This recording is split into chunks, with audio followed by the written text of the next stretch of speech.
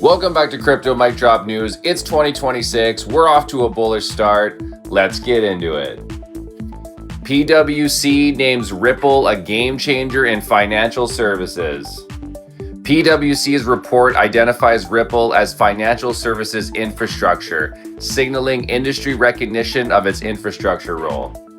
The report recognizes Ripple as a key financial services infrastructure, underscoring its rising legitimacy and impact in the global financial ecosystem.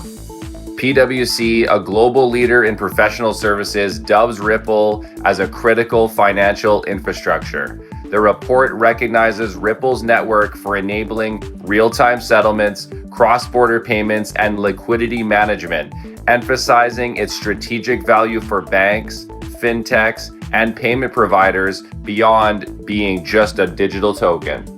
They go on to say how Ripple is tackling a major flaw in traditional finance, which is slow, costly cross-border payments. Through RippleNet and the XRPL, institutions can transfer funds in seconds with minimal fees, giving XRP tangible real-world utility beyond mere speculation. OSL launches Ripple USD stablecoin trading with zero fees promotion. Ripple USD trading launches on OSL, which marks a regulated push to expand stablecoin adoption with fee-free access, institutional-grade compliance, and new on-ramps for dollar-pegged digital payments and settlement activity. In international news, Brics is quietly exiting U.S. Treasury exposure by offloading $27 billion. The latest data from ING shows that Brics members are slowly cutting down on U.S. Treasury exposure by selling U.S. dollar-denominated assets. The data indicates that the sell-offs are not abrupt, but are concentrated through a slow pattern with tactical adjustments. According to the recent U.S. Treasury International Capital TIC data, Brics countries like China, India, and Brazil are reducing their U.S. dollar-denominated assets. They are rebalancing their reserves with gold and other currencies instead. To give you an idea, in October alone, Brics members trimmed their U.S. Treasury exposure by $27 billion.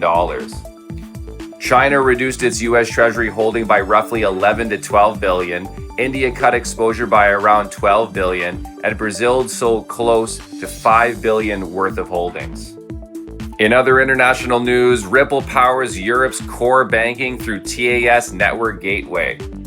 Ripple's integration with the TAS Network Gateway embeds it in Europe's core banking rails, unlocking access to Target2, SEPA, and T2T2S. According to on-chain metrics leader XRP Update, Ripple has secured a strategic foothold in Europe's core banking system via the TAS Network Gateway, linking banks directly to Target2, SEPA, and T2T2S, and positioning itself as a key bridge between traditional finance and blockchain settlements in Europe.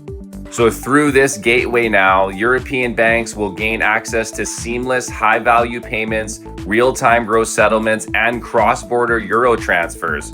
Ripple's integration lets these banks settle transactions faster, cheaper, and more efficiently without altering existing banking infrastructure, exactly the way Ripple promised. And finally, Ripple has announced that it will relock 70 to 80% of the 1 billion XRP released monthly from its escrow accounts. The move is designed to prevent market flooding and maintain controlled supply levels. That is very responsible. The strategy aims to reduce sell pressure, tighten circulating supply, and demonstrate disciplined token management. This development comes amid growing institutional demand for XRP, positioning the action as a bullish factor for the digital asset. In my opinion, there's probably a little bit more than just being responsible. With their bank charter application basically getting approved, I think that holding as much as they can in the escrow is going to play a major role in that. That'll be all for today. Thank you so much for watching Crypto Mic Drop News. Crypto Mike out.